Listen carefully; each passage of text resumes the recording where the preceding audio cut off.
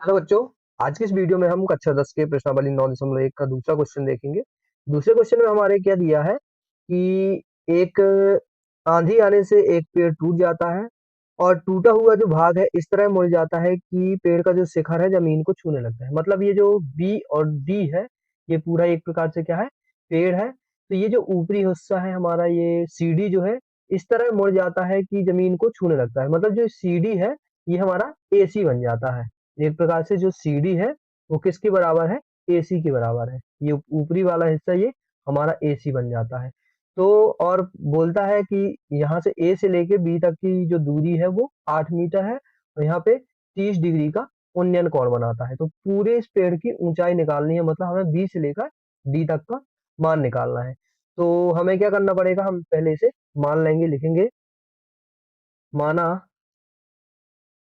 कि पेड़ की ऊंचाई क्या है, बीसी और प्लस सीडी है। ये बीसी और सीडी पूरी दोनों को मिलाएंगे तो हमें पेड़ की ऊंचाई मिल जाएगी। बीसी और प्लस सीडी की हमें जगह क्या लिख देना, सीडी की जगह हमें लिख देना है एसी लिख देना है। क्या लिख देना है, ए और सी। ये हमने दोनों में लिख दिया। अब हम क्या करेंगे, बीसी और एसी का यदि हमें मान मिल गया तो हमें ये पूरे पेड़ की ऊंचाई मिल जाएगी। तो हमें इस बीसी का मान निकालना है। तो बीसी का मान हमें कैसे निकलेगा, जो क्वेश्चन में मान हमें निकालना है और जो क्वेश्चन में दिया गया हो पहले हमें वो लेके चलना होता है। तो पहले हमें ये तीनों मान याद करने पड़ेंगे कि साइन थीटा बराबर क्या होता है, लंब बटे कर्ण, कॉस थीटा बराबर आधार बटे कर्ण और टेन थीटा बराबर लंब बटे आधार होता है। तो हम यहाँ पे देखेंगे हमें किसका मान चाहिए है, ये बीसी चाहिए, मतलब एक प्रकार से लंब चाहिए है और आधार। लंब और आधार किसमें होता है, हम यहाँ देखेंगे लंब और आधार हमारा होता है टेन में। तो हमें यहाँ पे क्या लेके चलना है, टेन थीटा लेके चलना पड़ेगा। तो लिखेंगे टेन थीटा बराबर क्या होता है, लंब बटे आधार होता है। अब टेन थीटा की जगह क्या दिया है, 30 दिया है, तो हमें यहाँ पे टेन 30 लिखना पड़ेगा। टेन 30 बराबर लंब का मान कितना है, एच हमने माना है और आधार को माना है हमने 8। टेन टेन 30 का मान कितना होता है, जो टेन 30 का हमारा मान होता है 1/√3 होता है। कितना होता है, 1/√3। एच हमारा वही रहेगा और बटे में 8। अब क्या करेंगे, हम यहाँ पे तिर्यक गुणा कर देंगे। 8 का 1 से गुणा करेंगे तो कितना आएगा हमारा, यहाँ पे आएगा हमारा 8 एकम 8 और एच का √3 से गुणा करेंगे तो एच√3। अब √3 यहाँ पे गुणा में है, यहाँ जाएगा तो भाग में चला जाएगा। मतलब एक प्रकार से हमें क्या मिल जाएगा, एच बराबर 8/√3। ये हमें एक प्रकार से किसका मान मिल गया, एच का मान मिल गया। अब एच के मान निकालने के बाद हमें क्या करना है, अब हमें ये एक प्रकार से एसी का मान मिल जाए। एसी क्यों निकाल रहे हैं हम, क्योंकि हमें सीडी तो मान निकलेगा नहीं और सीडी जो है एसी के बराबर है।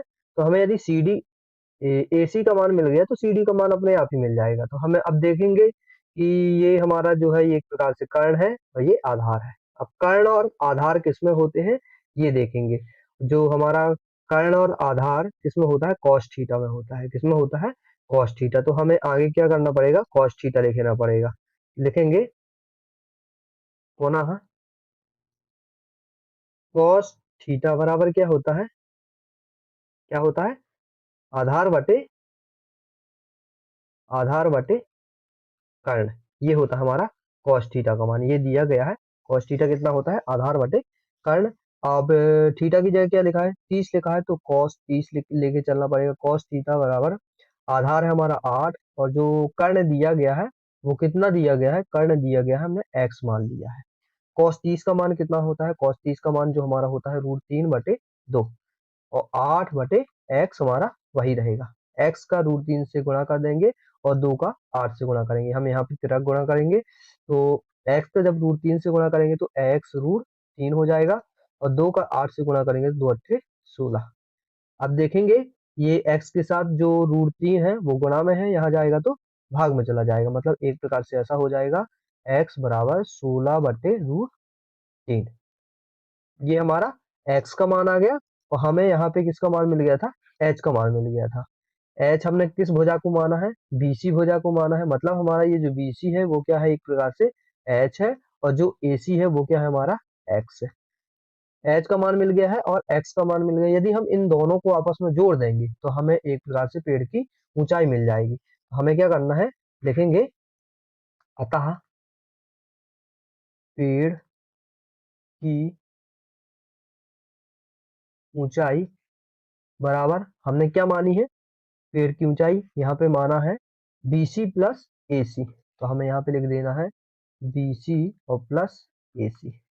और जो हमारा BC है, क्या BC है वो हमारा क्या है, H है। क्या है, H प्लस, और जो AC है वो X है। H का मान हमने क्या निकाला है, H का मान देखेंगे हमने निकाला है 8√3। तो हमें यहाँ पे 8/√3 रख देना है, प्लस एक्स का मान क्या निकाला है 16/√3। यहाँ पे 16/√3 रख देंगे। अब यहाँ पे भिन्न रूप बन गया, भिन्न ले लेंगे, √3 का लास्ट √3 आएगा, और √3 एक कम √3 यहाँ पे 8 आ जाएगा, प्लस √3 एक कम √3 एक बार गए यहाँ पे 16 आ जाएगा। 16 और 8 को जोड़ेंगे तो कितना हो जाएगा, यहाँ पे हमें 24/√3 मिल जाएगा। अब हमें क्या करना है, 24 बटे जब √3 मिल गया हमें, तो अब यहाँ पे हमें हर का परमेयीकरण कर देना है। क्या करना है, हर का परमेयीकरण। देखेंगे हर का परमेयीकरण करने पर, हर का परमेयीकरण करने पर, और जब हम हर का परमेयीकरण करेंगे तो हमें क्या करना है, 24/√3 को हर का परमेयीकरण कर देना है। 24/√3 हर के परमेयीकरण में क्या करते हैं, जो नीचे होता है इसका हम ऊपर और नीचे दोनों तरफ आपस में गुणा कर देंगे। 24 का जब √3 से गुणा करेंगे तो 24√3, और √3 का √3 से करेंगे तो 3। इसे काट देंगे, 3×8 = 24। तो यहाँ पे हमें मिल जाएगा 8√3। पेड़ की ऊंचाई हमें कितनी मिल गई, 8√3 और मीटर। अतः लिख देंगे, अतः पेड़ की ऊंचाई 8√3 मीटर है। ये हमारा आंसर हो गया दूसरा क्वेश्चन।